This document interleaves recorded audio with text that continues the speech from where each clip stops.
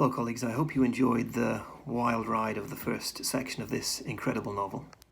As you'll find out by the time you get to the end of it, though it may be a little frustrating in the initial difficult sections, this is a work of incredible genius that you're just going to be blown away by. In this first little mini lecture, I'm going to talk about the Compson Appendix, which I asked you to read first. Now, the novel, as you know, is written in 1929, and Faulkner wrote the appendix in 1945, 16 years later. His intention was to clear up some of the details of the story he'd only alluded to as blanks and absences in the original novel. He talks, when people ask him about The Sound and the Fury, about the four sections of the novel as telling the same story 4 times over.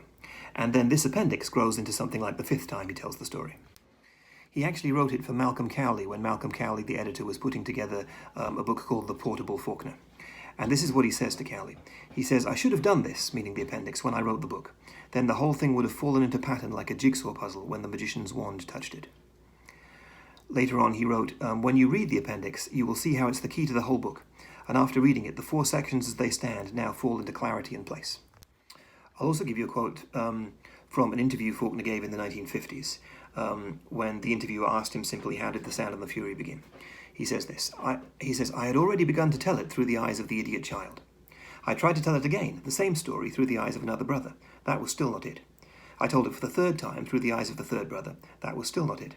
I tried to gather the pieces together and fill in the gaps by making myself the spokesman. It was still not complete, not until 15 years after the book was published, when I wrote as an appendix to another book the final effort to get the story told and off my mind so that I myself could have some peace from it. Now, for Random House's 1946 edition of The Sound and the Fury, Faulkner suggested that the appendix be printed first.